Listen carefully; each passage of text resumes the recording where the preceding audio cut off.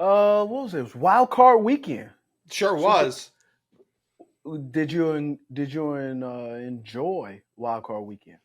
I did, especially because if you go back, check the tape, one of us went 5-1 this weekend on this particular program, and the one was a 1 point loss in Detroit City. So I feel pretty good. I feel like I'm seeing the ball real well right now, locked and loaded, ready to pick this next weekend of games. You don't even have to watch them. Just listen to this show. You already know what's going to happen. We're spoiling TV shows on this program. That's what we're doing. I can't remember. So you saying you went 5-1? What did I go? I don't know. You go against whatever I say, regardless of what we're talking about. So I assume you went 1-5. Well, thanks for pointing that out. I appreciate it. All right. Well, let's start off with the Browns and Texans. What did you see? Why did the Browns lose, Coley? Joe Flacco had a magical run since he touched down in Cleveland. Mm-hmm. Magical runs typically come to an end, and they don't always have the softest landing. This is one of those times. They're here. They're terrifying C.J. Stroud, unflappable C.J. Stroud. What I find very funny, every draft analyst told us, you got to throw out the Georgia game. You can't. It doesn't matter. What he did in that Georgia game, take it, disregard it. All he does is keep having that Georgia game over and over again, and the pros. Like, he just is not scared of the moment in the slightest. Setting records, it seems like every week now. Yeah. And this Texans defense showed up. And one of the things I said on the episode was if Stingley can remove Amari Cooper from this game, that's going to limit Joe Flacco's options. I agree. 83% of Amari Cooper's snaps, Stingley was across from him. He allowed one reception, -6 yards. Pretty good. I would say, not trying to make an excuse, but I would say observation, right? If you're not 100%, especially in a big game like that, you probably should not be playing. And you could see with Amari Cooper, he was not 100%. He did not have the ability to get in and out of his breaks as fluid as the couple of weeks prior when he had 265 yards. For sure. You have 265 yards, and then you come out. He just looked different. You could tell the way he was running. He ran quick outs. There was that back-to-back pick six. They had a play where it was double out. I'm not sure what they call it on the double out because I don't believe they had a tight end that ran a corner route. So it wasn't like a double smash concept. Joe picked the wrong guy to throw it to. But if you look and watch, if you go back and rewatch the tape, they both were sitting in zone coverage. But the fact that Amari Cooper was not 100%, that allowed Stingley really to just show up in a way that was pretty remarkable. I love the way he showed up. I saw a lot of stuff. A lot of people sending me stuff on social media from social media because they know I don't have full access to my social media. That a lot of the Panthers fans were drinking every time C.J. Stroud made a completion. Ah, boy. That means some folks are out there stone cold drunk because C.J. Stroud was dropping dimes left and right. I mean, he was giving the Brown secondary fades.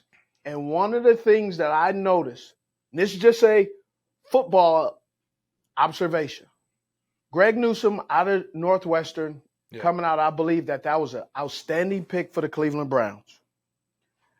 The thing, though, I noticed as a former wide receiver, I have not seen so many guys, and me and MJD were talking about this in LA in studio at NFL Network.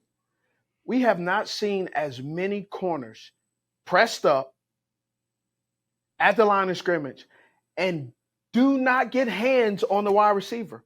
Why are you pressed up if you have no intent of jamming the wide receiver? Yeah, you gotta take a page out of L'Jarius Sneed's book. Just put a guy right on his backside if you're gonna be that close. I just mentioned all that, but C.J. Stroud did a great job. Newsome, I really felt they put him in the slot. He has too much length for me to play in the slot. They played him in the slot early in his career, and he did well, but they wanted to get him time to play football, give him enough reps to be able to become the player he is today. But I really thought in that game, he just I don't know what the problem was, but that wasn't the Greg Newsome we've seen all year long. For sure. I mean, the whole Nico Browns Collins defense. with the work on him. Yeah, and there was something that happened in this game. It happened in about 3 games that I'm always curious about, because it's one of those plays that seems to work every time it gets dialed up. That's obviously from a fan perspective. Play action, everyone runs to one side of the field, tight end leaks out to the other side of the field. Brevin Jordan, it kind of changed this game. It was back and forth early, then this touchdown happened. There was no more back and forth. It was only fourth for the Texans. He breaks that touchdown because he was wide open. It happened in 3 games at least this weekend. Play action, tight end isolated on one side of the field, wide open. What is it about those delayed tight end leakouts that defenses just never seem to account for? It's because setting it up earlier in the game, right? It's setting up the run and the run being effective.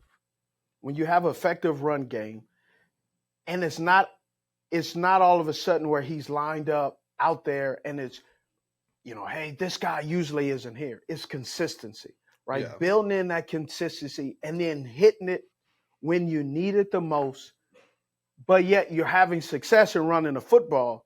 So that takes away all of the second guessing, all of running the professional analytics in your head as a defender or of an offensive player based on whatever alignment and assignment each individual side of the ball has. I really thought that the Browns would have made this a better game. I was really surprised at how mild-mannered Myles Garrett was. Zadarius Smith couldn't find him making a play on a consistent basis. This is a top 2 defense, and played like a bottom 10 defense when it came down to it.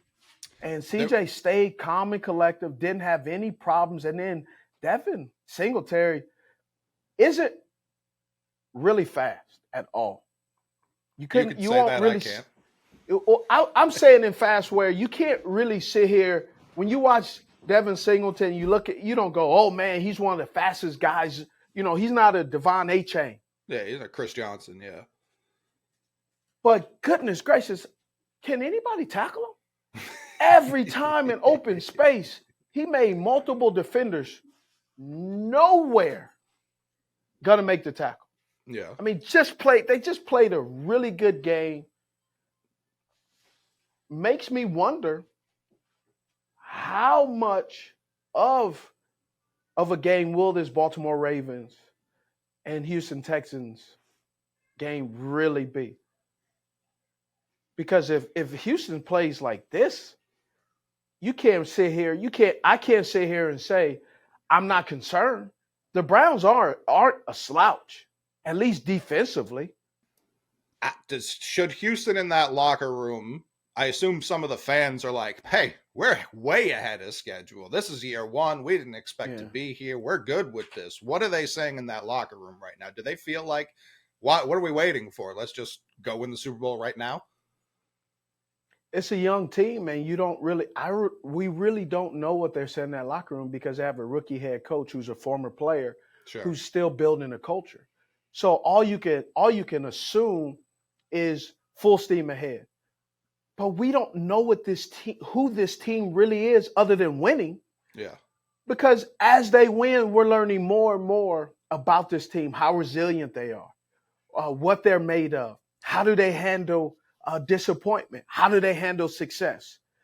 We haven't had enough of anything other than CJ Stroud saying that he's here to stay and he's no joke.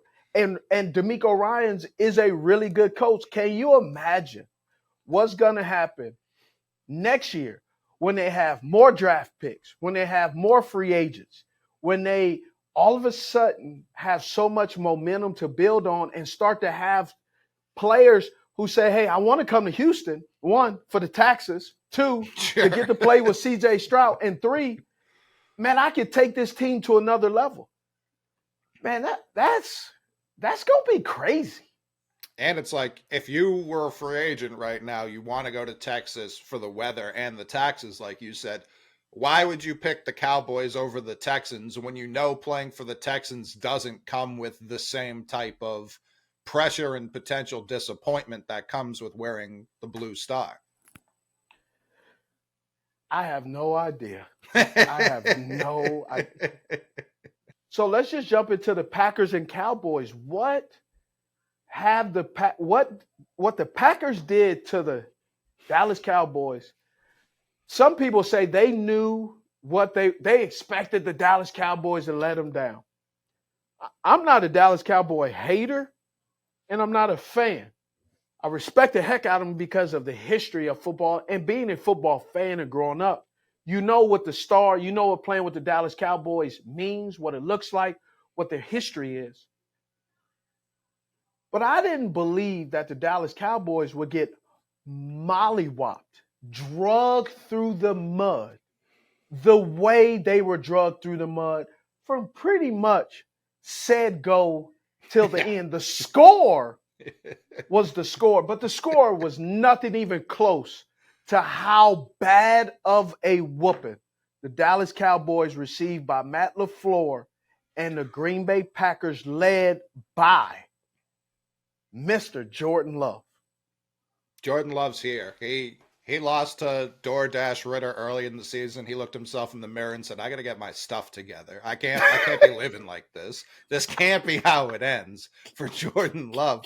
And he's been an absolute monster really for the last 3 months. If you look at his numbers, compare him to anyone else in the league, he's been as good, if not better, than anybody else.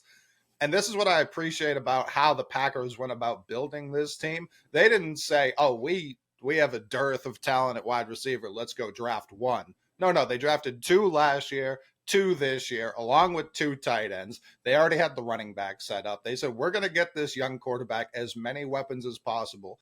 This was another game where Kraft was wide open, the tight end on one of those plays I was referencing. He was wide open on the right side of the field for a walk-in score. Aaron Jones had 3 touchdowns. I think he had 2 all season. It was just like guys showing up, making plays when it's time. Jair Alexander, another person I highlighted last week, comes up with a big pick early in this game. Part of the reason why it was so out of hand so quickly. This is a team that is all the way bought in. Much like the Texans, they believe in their young quarterback, and they have players, and everywhere you look on the field that can step up and make plays. Packers are dangerous. The most dangerous 7 seed I can remember. What does Jerry Jones do? First of all, have no idea. I don't, because you have to be frustrated with it. But again, we talked about it. No run game. No. This whole CeeDee Lamb, and I was watching the broadcast, and Kevin and Greg did a great job. They were like, "Hey, something's off." Yeah. Can I tell you what I believe is off? Please. This is what I believe. We got some folks in the studio, so we might have some folks chime in that, if y'all give me a head nod or like, "Yep," that would be great. Appreciate it. CeeDee Lamb has 135 receptions. I believe off the top of the receding hairline dome, 179 targets. You go into the playoffs, you've already got 1,700 yards, 135 receptions. There's an expectation. We're at home. This is a big game. I don't know about the rest of y'all, but I tell you who eating today. And I'm eating steak, broccolini, mashed potatoes, all the good stuff. The champagne, the Dom Perignon, the Cristal. Don't give me no Hennessy and gin. Don't give me the cheap stuff. I want all the light-skinned stuff, right? That's what I want. I want the J's. Don't give me, obviously I'm old school and I was poor. Don't give me no XJ900s. Don't give me no bikes. I want some Nikes. And you can see the tension, and the tension built up so much. As a number 1 wide receiver, you start giving the side eye. Oh, okay. Keep this on. Keep on. And so all of a sudden, the pick that he threw Dak Prescott. He already made his mind up. Darnell Savage, the pick six to Darnell Savage. He was staring down CeeDee Lamb because they already had a conversation. CeeDee Lamb already had his face frown. Here we go. You. So they come out and they have a little conversation. And Dak was trying to tell him, like, look, I'm trying to. He stares him down. You know who was wide open? Brandon Cooks. But again, they didn't have a running game that was effective. And then you put all of everything on Dak Prescott. And I don't believe Dak Prescott can't. I believe he can handle it. I don't believe the offense of the Cowboys can handle not having a good running game. Bad run game, bad defensive run game, bad defensive pass. They were just bad. And that's where I think a lot of Packers fans specifically are like, we could have told you how this was going to go based on who's holding the big laminated play sheet on the other sideline. I don't know how McCarthy survives this. They were playing for the damn near 1 seed 2 weeks ago, and they're out in the first round at home. They hadn't, what were they, 16-0 their last 16 home games going into this game? Yeah. This is just a repeat offender. You can't just keep letting this guy off on parole. If the Cowboys are ever going to become serious again, I don't know how he survives this. What's also interesting is if they do move on from McCarthy, I would assume they'll be heavily in play for Belichick, who typically does not like a pass rushing edge rusher like that. He prefers a Richard Seymour type who can hold up the edge, who will set the edge. Matt Judon. Yeah, and even Judon's someone who was different than every other edge we've had throughout that tenure. You know what I mean? It was like a change of pace. But he is definitely more traditional than Parsons. So it'll be interesting to see if that's a fit, if that were to come to fruition, or if he's like, you know what, I'll take my 2 first-round picks for you. Best of luck wherever I send you. I don't know what's going to happen. I know it's going to be crazy. I don't necessarily think it was I don't think it was a failure. I think it was a surprise. Well, that's a great segment to the Dolphins at Chiefs then, because I was really, really, really, really, really, really surprised how bad the Dolphins were against the Chiefs for 2 games in a row. They just don't show up against competent above 500 teams. We have 2 years of this now, and I don't think it's all that much a reflection on Mike McDaniel. I think Mike McDaniel is a good coach. I agree. I just don't know what it is. These players see equal counterparts on the other side of the field, and they just fold like fresh laundry. Immediately, they just submit. I don't understand. When they see a worse team like the Broncos, they're like, let's run it up. Let's have a day, boys. But when they see the Bills, they turtle. They get scared. I've seen a lot of people try and make this like a finesse versus toughness argument. I do agree. I do agree the finesse, and here's why. Finesse also has to do with your coach. Is your coach making you a finesse team because of the type of schemes and some of the type of players? Offensively, this is a finesse team. I do not believe they're a finesse team on defense. Sure. At all.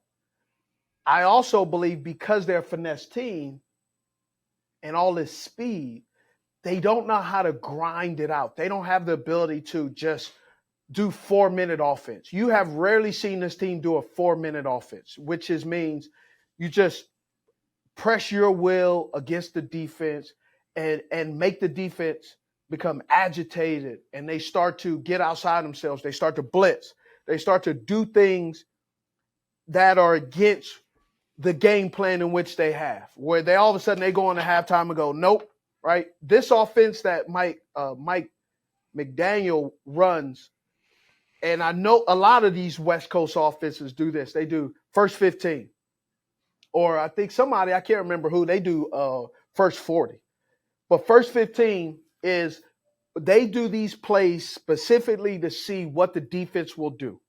So they go, okay, we're going to run this play with play action because that lets us know either pre-snap what they're going to do. And then generally they come out in the second half and they kind of do the first 15 or the plays they did not do in the first 15 that gives them an understanding of how the defense is going to play. Man, I think they abandoned the first 15 probably like 3 plays in. Because they just didn't seem like they were there. And it was sad to see it, and everybody's going to have their opinion. But one of the things I really looked at, and I'm really saying, the cold weather is going to be a problem. They're playing the New England Patriots. Is it cold there in January? Quite. Okay.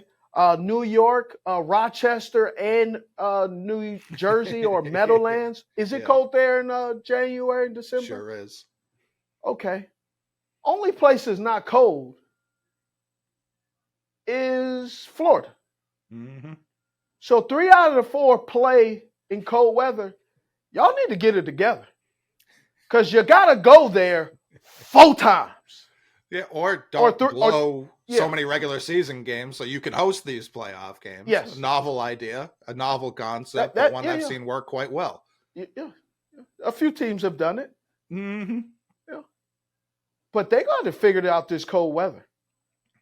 They don't seem like they want to at all. Well, with Coach McDaniel, they're gonna have to figure it out because he's gonna keep this team in contention every single year if he keeps coaching like this. I mean, which is a good problem to have. It is, but we've talked about with the Cowboys. Are we sure this team's going to look like this team next year? They won't. Is Tua going to be under center? They have to make a decision on him. Are they going to extend him? Or are they just going to let him play out his contract? I can't remember a guy who went into his 5th year with no extension. There's several guys. There's Calvin Benjamin, Jamarcus Russell. Quarterbacks. Oh, okay. There's a number of guys that go into their 5th year without a contract. Sure, yeah. They definitely try and nickel and dime players all over the place. Or sometimes they just say, "Hey, we love you, we like you, but we don't love you. Right. So we're going to let you walk." Which is what it seems like the situation is here. I don't think they're going to let him walk. I think they're trying to find a happy medium and seeing if they can do that. They still have Waddle. What are they going to do with that? They have a lot of guys that they're going to have to make decisions on, and I'm not sure if Waddle will be returning. I'm not sure if he wants to return based off how much they've been feeding Tyreek Hill at the expense of him. And it's another year older for Tyreek. Obviously, it doesn't look like he's slowing down. No, he's not. Based on all the empirical evidence, he will eventually. So did they just waste another one of his prime years? Can it be considered a waste when he had such a great individual season? I don't think it's a waste. That's what I'm saying. Yards, that's not a waste. It's not a waste for him, for the team. They just had one of the best offensive seasons a wide receivers ever put up. They don't even get out of the first weekend. Yeah, that's tough. That's the waste. Welcome to real life, buddy. For sure. And L'Jarius Sneed, McDuffie, they're 2 guys who can carry this team. Put the clamps. Yay! I saw that. I was like, kept my mouth closed. Every time I saw a play, I was like, yeah, I've been there, bro. Yep. I've been there. I'm not going to comment. If you have, man, if you play football, there's always film of you getting chipped, getting hit. Everybody has it on film. Getting dunked on, whatever it is. No one is immune to somebody else making a play. Yeah. It was just tough though. It was like, whew.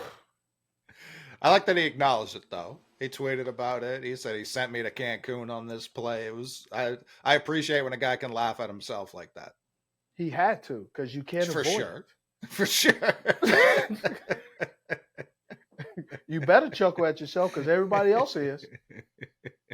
I don't know these last 3. I'm not sure which one do you want to talk about? We got the Rams, Lions, Steelers, Bills, Eagles, Bucs. Well, at Rams Lions, I just have something on my mind that I don't want to forget. So let me say that really quick, Okay, and we go can ahead. go into the rest of the game. The fan and analyst reaction to teams punting on fourth down has gotten so out of hand that it's driving me insane. The Rams late in this game had 4th and 14. They punted, as How pretty much dare every they? team in the history of the world would have done. And you have everyone going, well, they just lost the game, as if 4th and 14 is some easy convertible. But it's not 4th and 1, it's not 4th and inches, 4th and 14. And you're just giving the other team the ball at midfield if you don't punt it away. Where they lost this game was when they kicked a field goal when they were down 24-20 to go from a one possession game to a one possession game. That, when you're in the red zone and you kick on fourth down, that's when I understand being like, well, why didn't you just go for it there? Yeah, Again, not saying they would have converted it, but if you don't convert it, you're giving Jared Goff a long field and nothing's changed. It's still a one possession game. correct. Worst case scenario, you hold into a field goal, it's still a one possession game. That's the fourth down I would understand complaining about. People saying 4th and 14, the middle of the field, how do you not go for that? What are you talking about? You're punting it to Jared Goff, the Detroit Lions. They haven't won a playoff game in 32 years. They have to make plays. They have to convert, pin back in their own end zone to win this game. Yeah, I'm okay with that if I'm McVay. People killing McVay for that decision is insane. Kicking the field goal, that I understand going in on him for, but I haven't even seen that. Everyone's just talking about this punt, which is the most defensible punt in the history of legs and balls. Like, I've never seen a more defensible punt in my life. Legs and balls, huh? Mm-hmm.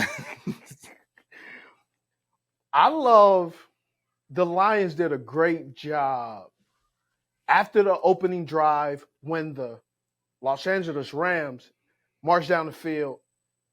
They settled down. They never really got outside of themselves, right? 14 plays by the Detroit Lions.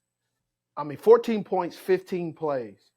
They just really seemed to be in control of themselves, never getting too high, never getting too low, stayed on topic, stayed on schedule, did a really good job of triple, double, quadruple teaming Aaron Donald, running a football to where they knew they can get the most bang for their buck and stay steady Eddie. Now in the second quarter, things started getting interesting, but I love how both teams took a lot of risk, but then at times said it's not worth it. It was the closest game. Like when I was looking at it, I was like, man, this is the type of game that I thought the Chiefs and Dolphins would have.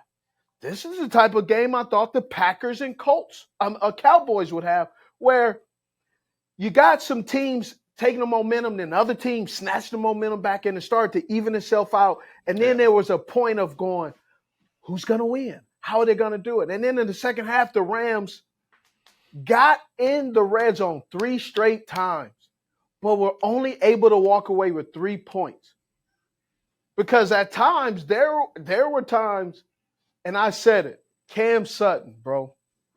Puka Nacua was routing him. He gave him a double move. Luckily, the Rams in the second half were able to get a lot of pressure, because if not, if they weren't able to get pressure, some of those guys on outside for the Detroit Lions, man, they did some things that they got to be careful. They have to be really, really careful. Puka was making catches with 3-4 Lions directly around him, and he was getting lit up the second he caught it, but he was still making catches. And Stafford, I don't know, both of them were in and out of the blue medical tent numerous times. Every 5 minutes. Remember they had to take a medical timeout. Hey, did he get checked? Yeah, there goes the ambulance right now for Stafford. Yeah, that's the ambulance right now, double checking. but like that, they just didn't seem to care. He would step up, make crazy throw.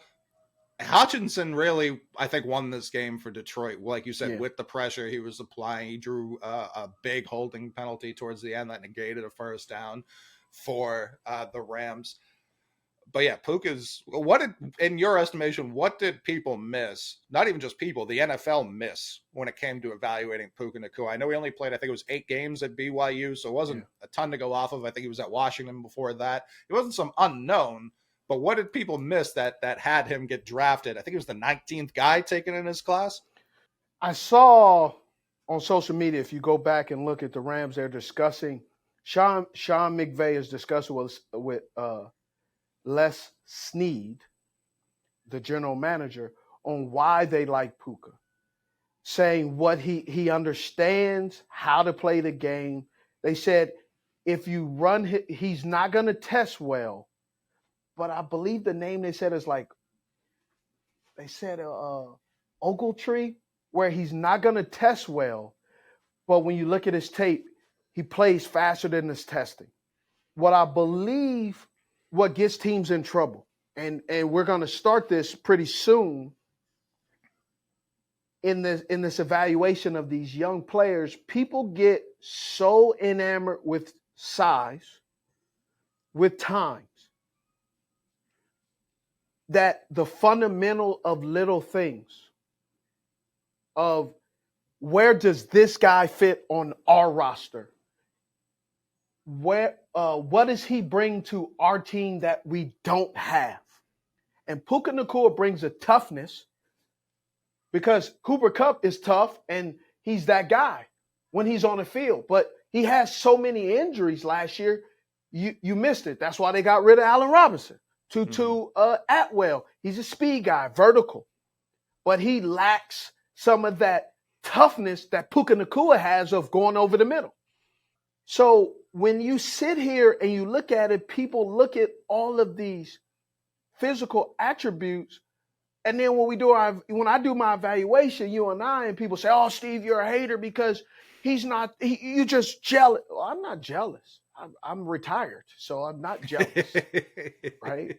So people need to understand it's our opinion of the game. And when I see a guy 6'4" or 5'4", I don't care what size he is. I'm just looking at the film to tell me what I like and dislike.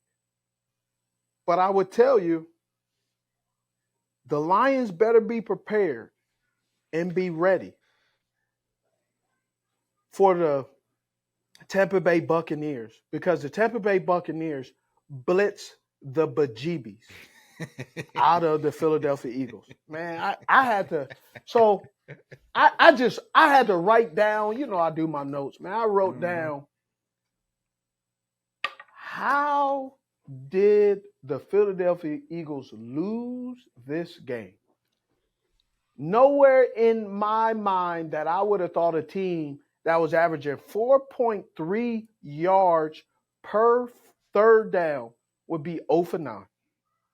Nowhere in my dreams did I believe the quarterback for the Tampa Bay Buccaneers will have 337 yards, 3 touchdowns, and 0 interceptions. Nowhere did I believe that the Philadelphia Eagles would give up 2 40-plus touchdowns, miss a dozen open field tackles, and run the ball less than 10 times in a football game in the first half. Without A.J. Brown, they abandoned the run as well. I find that to be the stranger part. They abandoned the run as fast as a contractor who's run out of money. I mean, it was like, go. Ring, ring, ring. Hey, Johnny, man. The number you've called is no longer in service. I mean, Madoff. I mean, it's just gone. Life savings up in there. What was strange, though, is when the game was, 2-3 possession game late, that's when they brought the run back, and they were trying to grind it out on first and second down. It was just like, was there a game plan here? What was the thought process? Because they asked Sirianni after the game, how do you think Jalen did against the blitz? He said, well, we scored 9 points, and there were multiple screenshots out there of 6 guys and 5 offensive linemen, and someone just getting a free run at him all day. He was never once comfortable in this game. You got to give a lot of credit to Tampa, but Philly never adjusted. They never kept. I think Peyton was even just like, at this point, it's malpractice to not have a running back there with him. Bro, I wrote on here, I'm very disappointed watching the Eagles offense, I don't think they believe they needed a good game plan. They just said, we play the Bucs. We'll figure it out. I mean, missed tackle after missed tackle. The Bucs blitzed. Normally the Bucs are blitzing about 37 to 41% of the time. Man, literally, let's just round up. They're 53.8. Man, that's 54% blitzing. The problem with Nick Sirianni, what really has happened, his own success has gotten him in trouble. He has promoted the wrong people on his staff to be coordinators, and it possibly may cost him his job. And I am interested to see how and what the Bucs do and Todd Bowles, how they can get after Jared Goff. Because Jared Goff, I would say about 80% of the pressure he handled well. There's about 20% where you just saw the one where he got blitzed and he like he volleyball pushed it to the lineman. Like that just shows you, I don't care how much these quarterbacks get paid. When pressure comes, they do not handle it. They just Joe did it. Jalen did it. The quarterback for the Bucs. All these guys under pressure did some stuff that you just go, bro, what are y'all doing? Yeah, the only guy I see who doesn't care about pressure seemingly at all, I can't remember who it was on Pittsburgh, had the most open free run I've seen. And Josh Allen just took one small step to the side, ran right past him. Wasn't all that concerned with the pressure. Yeah, well, I mean, we could move right into it, man. I've never seen a Josh Allen be asked to do as less as possible and yet save the day and look as best as he's ever looked with doing the least. And I could say that, but at the same time, he had a 52-yard scamper that was just remarkable. But the fact that he's just they're asking him not to play hero ball, which means that he actually can look like a superhero by not trying to be one. Yeah, there was a narrative all week talking about how his interceptions weren't a negative and how they were a positive overall to Buffalo, which is one of the more laughable narratives I've ever seen. The type they only do for quarterbacks who look like me.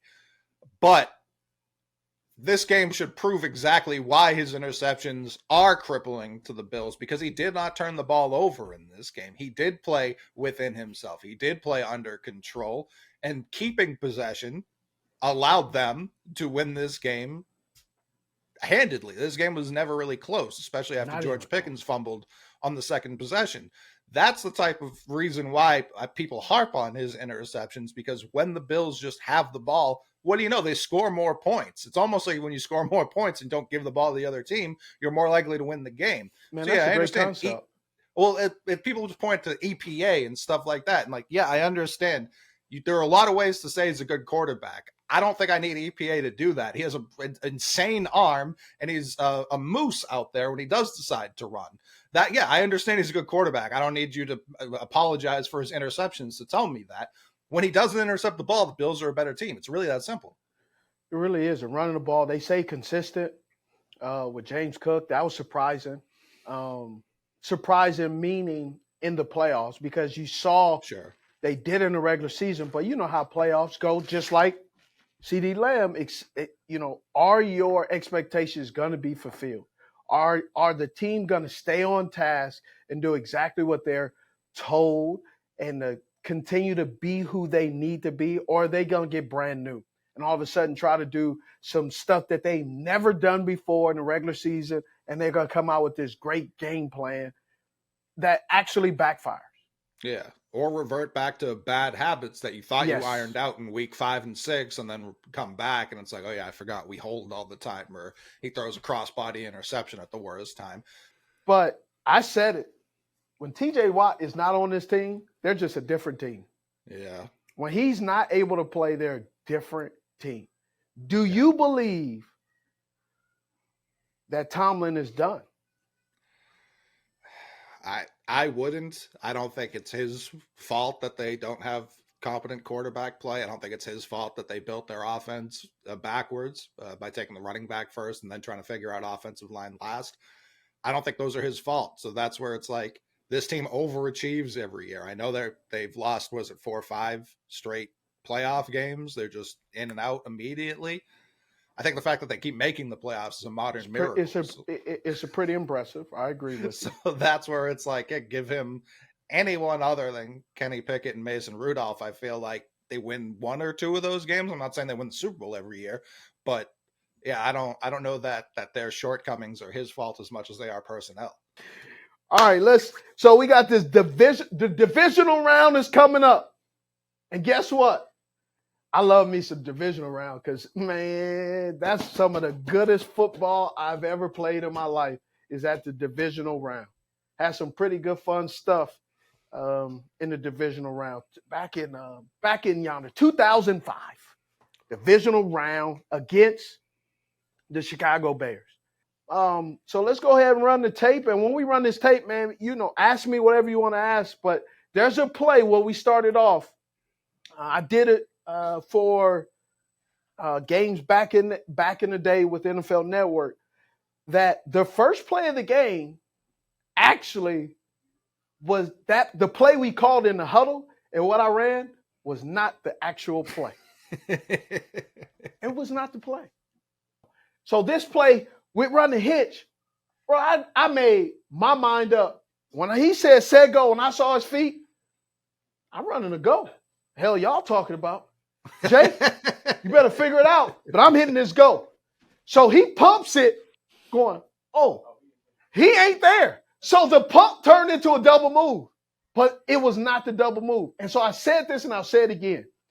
Peanut Tillman was 100% right in his coverage. But he was 89% wrong. Do you want to know why, Coley? Because you weren't running the play that was called. No, sir. Because he was trying to cover me. Sure. And that, my friend, will always get you in trouble. Hit it. And you see me, look at Peanut. Peanut's like, oh, I guess that's not the play. That's not where he's supposed to be. It sure wasn't. Wasn't supposed to be. But hey, that's what happens when you're trying to cover an LA Unified School District educator who I don't read no keys. I don't read no books foreshadowing. All the books I got to read are informational books. And I read it until I get enough information. If I want to learn something or if I want to be entertained, I'm not reading a romance novel. You know what I'm doing? That's what the movies is for. I only read informational books. And so we just start running plays. Go ahead. We can run these plays. I don't know what this play is. It might be the same one. Oh, yeah, this is a go route. So you pause right there. Right there. In the pile, Peanut has the football. When we go up, Peanut has it. As we're coming down, I'm snatching it from Peanut. He had the football right there. And look, and I started to grab it. You come down, your right hand is completely empty. What'd you say? Your right hand's completely empty as you're coming down. Absolutely. Hey, but just like a lot of things I did when I was young, you learn. And you learn how to snatch things. I don't know. And this is how you know we're fighting for the ball. You want to know how we fight for the ball? You want to know how people are fighting for the ball? Watch a man's feet. A man's feet will tell you. Trying to get when some you leverage. fight for your life. You ever watch a movie with the mobsters? When they put the paper bag or grab out of net, what's their feet? Well, them feet get to going and watch. Yeah. So when I go down and then Chris Harris right there, watch my feet. Look, Peanut's feet. Look, we all got feet movement going.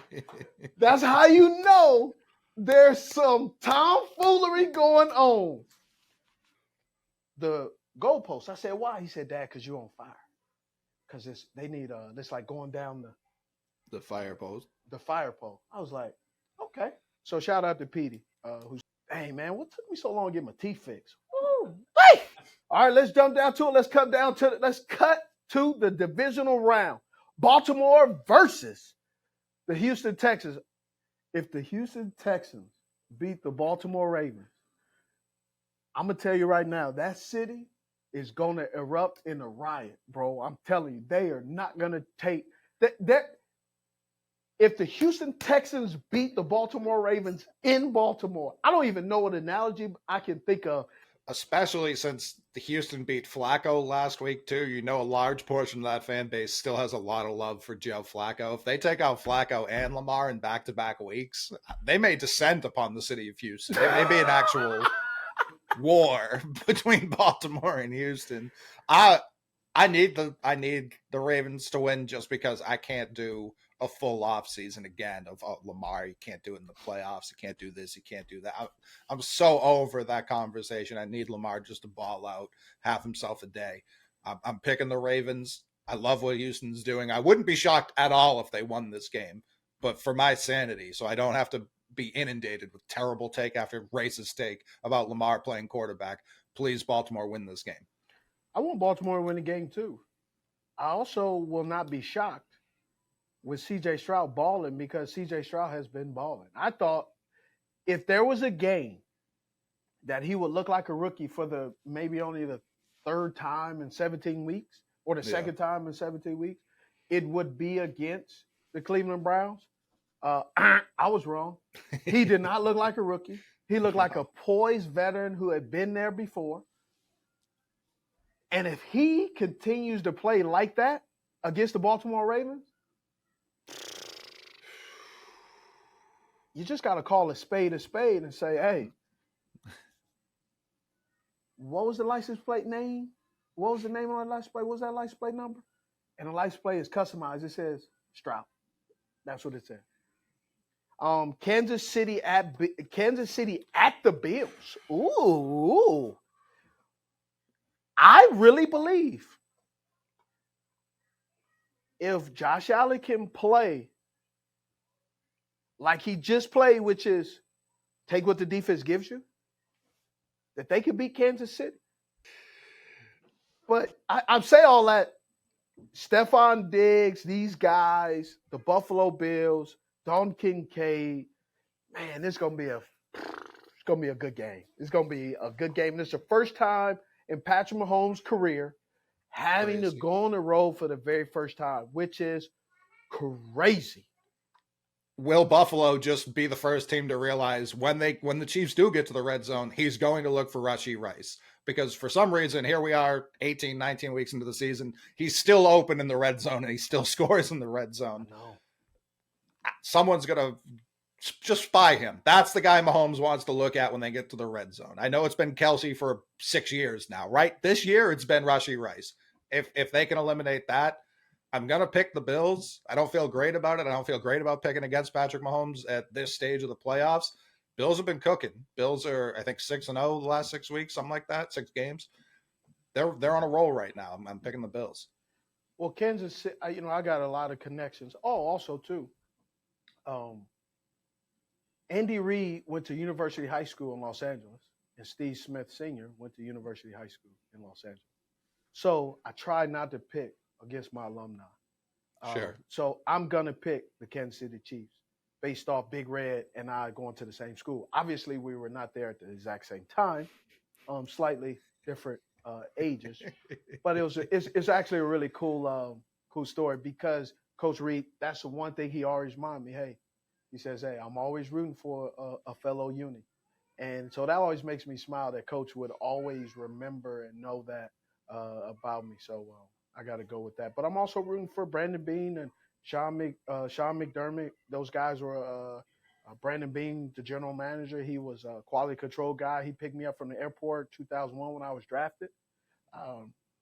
They also put some 7th round rookie tight end fullback, but they never even signed beyond his rookie deal. They put him in first class and put me in coach. But I'm not holding any grudges or anything. So anyway, thanks, Brandon Bean. The Bucs versus the Lions.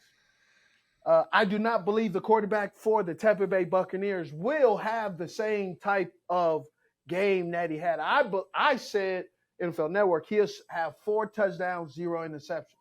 He had 3 touchdowns, 0 interceptions. You can say whatever you want. I call it what I call it is the quarterback from Tampa Bay Buccaneers, but I got the Lions. I don't believe that they can have another performance. And I don't believe the Lions will drop those many opportunities like the Philadelphia Eagles did. I think the Philadelphia Eagles have to figure it out, and the Detroit Lions have figured it out. So I think they're at different places in the playoff perspective. And so I'm going to go with the Lions.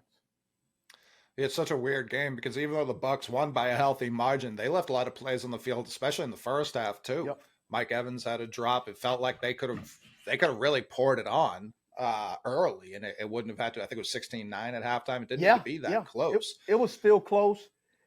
They blow coverages. Guys just drop passes. Yeah.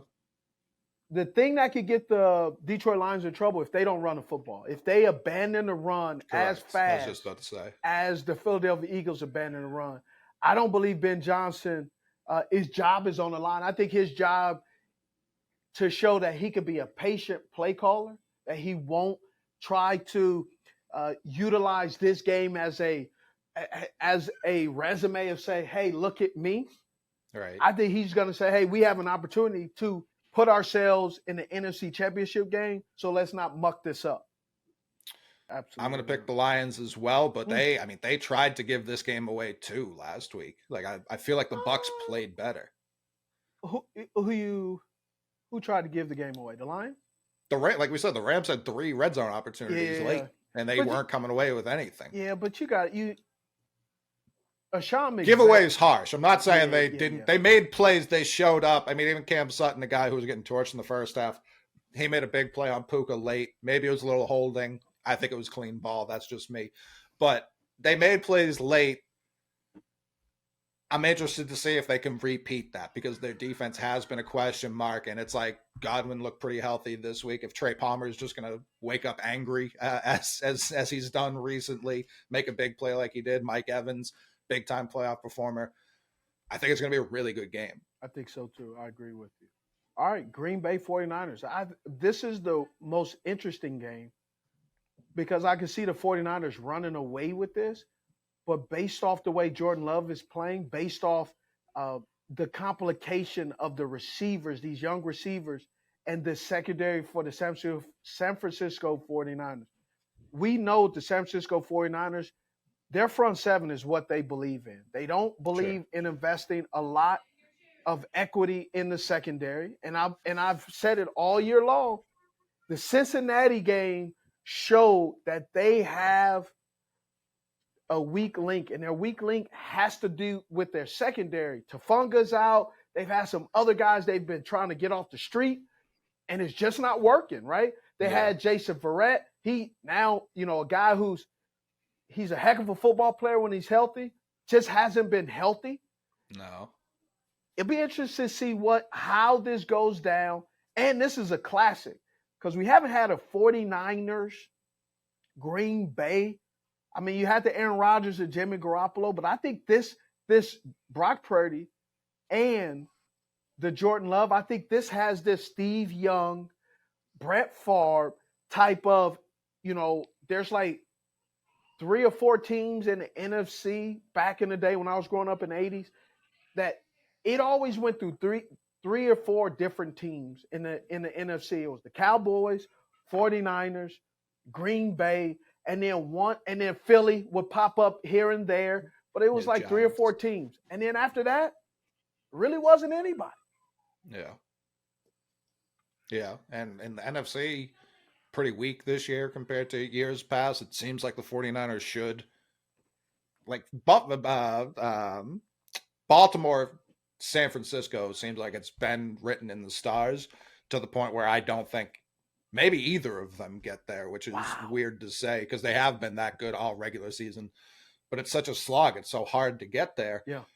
I am going to pick the Packers. I think Ooh. LaFleur is as good a coach as Shanahan. I think that's a really, really great matchup between Under the these same two. tree.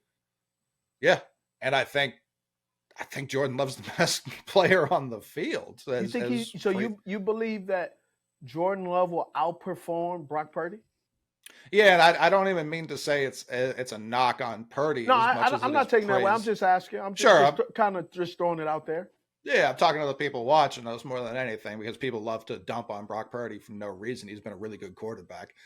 But Jordan Love, and like you just said, it's that weakness in their secondary. If someone's going to attack that and exploit it, it would be LaFleur, to the point where, and Jordan Love has shown he can make all these throws. He had that touchdown early against the Cowboys. I think they're on like the 7 or something like that. That guy wasn't open. I can't remember if it was Wicks or it was Dubs, whoever he hit early. He wasn't open. He threaded him open. a hell of a needle through multiple defenders, and he's fallen to one side. Looked like that Delhomme throw you showed where he hit you.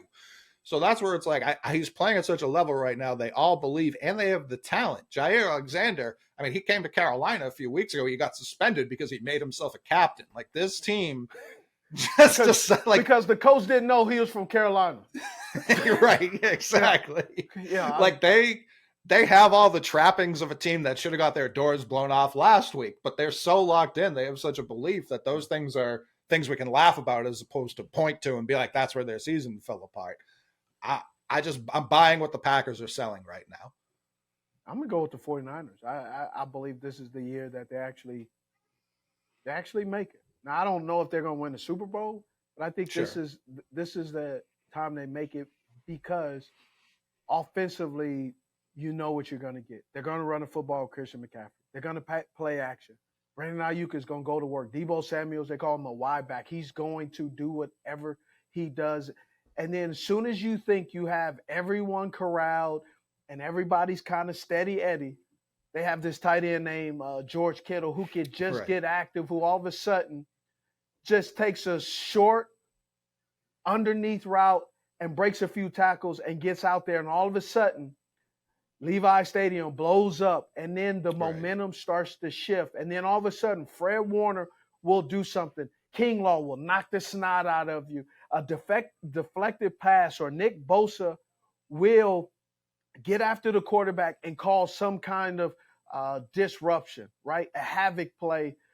This has all the makings of rewinding the clock back of what we believed and thought about the San Francisco 49ers and the Green Bay Packers when Jerry Rice, John Taylor, Roger Craig, Ricky Waters, right, was Brent Jones, when they were all playing, Deion Sanders, Morton Hanks, right, Tim McDonald were playing. And then all of a sudden you have Sterling Sharp,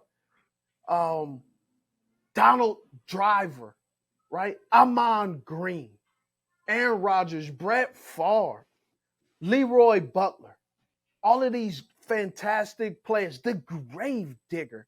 When you talk about the Green Bay Packers and the history of Titletown, the history of the 49ers, as a football fan, I'm looking forward to this game because of the history of what we know of the NFC, what we know of the kind of games that we have grown up to be. This is where the reality and the fantasy of Dallas Cowboy fans still living in the 70s and 90s and as 49ers fans understanding you don't expect your team to go to Super Bowl every year, but you expect your team to be in the hunt.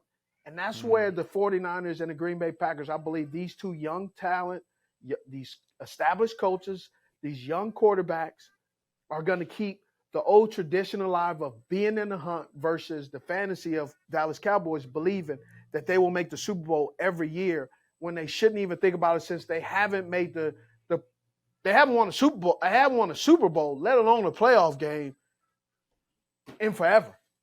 I think I saw they have since '98 less playoff wins than the Jets, the Cowboys, which is doesn't even make sense to say out loud. But I know I know they took another L in Charlotte back in 2003, but hey, what do I remember?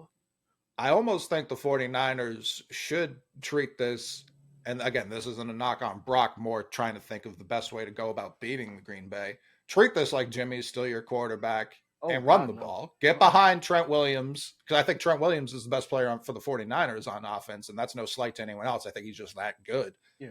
Run the ball, keep the Packers offense off the field as much as possible. Limit their possessions, because once, especially Dak throws that interception, Aaron Jones gets that third touchdown the first 5 minutes, whatever it was. Now they're rolling. Now they feel like they can do everything. They're playing from an advantage. That's true. Keep them off the field as much as possible. Eat up clock. Use Christian McCaffrey. Use Elijah Mitchell. Hand it to Debo. Keep the ball on the ground as much as possible. Keep possession as much as possible. Keep your defense. So again, that's not a knock on Brock, but utilize your strengths, and their strengths are running the ball. So I'm be interested to see what's going to happen, man. This has been an excellent, excellent conversation. Man, I'm Steve Smith Sr. Coley Mick. Hey, this is Cut to It.